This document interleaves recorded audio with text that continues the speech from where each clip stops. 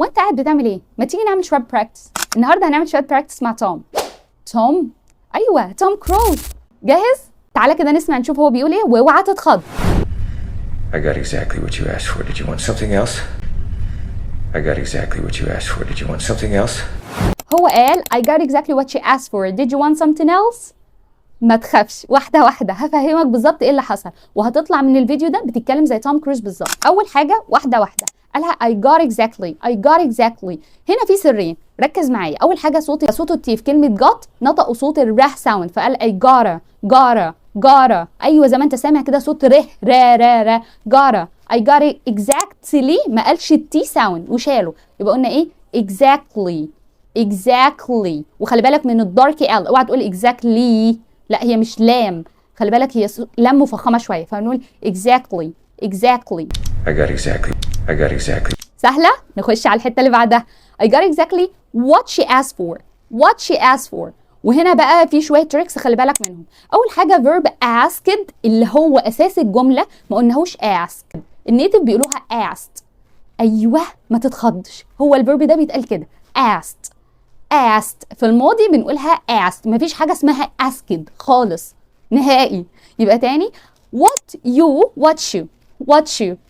عملنا لينكن، عملنا assimilation في ادغام، ففي صوت تشه ساوند. what you asked for. I got exactly what you asked for. كرر ورايا، انا سامعاك بتكرر، برافو شاطر. ها كمل.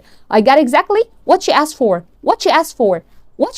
برافو. ها تمام. خش بقى على الحته اللي بعدها. did you want something else. did you في صوت الج ساوند. did you وده برضو بنقول عليه ادغام assimilation. يبقى تاني did you want ما قلناش التي ساوند. did you want something else على بعضها. something else كرر ورايا. something else. did you want something else. خلي بالك في كلمة something ممكن تقولها بصوت الته ساوند، لأن في بعض النيتيف بيقولوها صوت التي ساوند، ما بيقولوش صوت الث، فممكن تقول thank you، ممكن تقول something، بس بلاش تقول صوت السين، مفيش حاجة اسمها something. يلا بقى نجمع كل اللي احنا اتعلمناه. I got exactly what you asked for. I got exactly what you asked for. Did you want something else. Did you want something else. I got exactly what you asked for. Did you want something else. ها مين الماستر اللي بجد اللي عرف يوصل لحد هنا وعرف يقولها؟ الناس اللي وصلت لحد هنا انتوا اجدع ناس. الماستر اللي بجد اللي عرف يجيبها عايزاك تبعتها لي في فيديو او تبعتها لي في ريكورد، عشان هنزل الناس الماسترز اللي بجد اللي عرفوا يوصلوا لحد هنا ويعرفوا يجيبوا بنفس الاكسنت. وعايزه اقول لكم احنا كده خلاص خلصنا براكتس النهارده.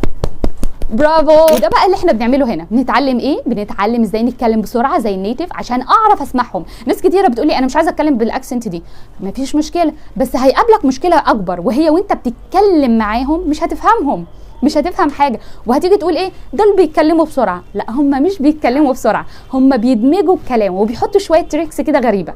فانت لازم ان انت تعرف التريكس دي ولازم تتعلمها وتعمل براكتس كتير. احنا هنا بنعمل براكتس على السبيكنج وعلى الليسننج وعلى الاكسنت وعلى الجرامر وانت بتتكلم، بنعمل على كل حاجه عشان تطلع بروفيشنال في الاخر وانت بتتكلم وتتكلم باريحيه. لو مهتم هتسيب كومنت دلوقتي عشان اقول لك كل تفاصيل الكورسات وكل الاوفرز اللي موجوده.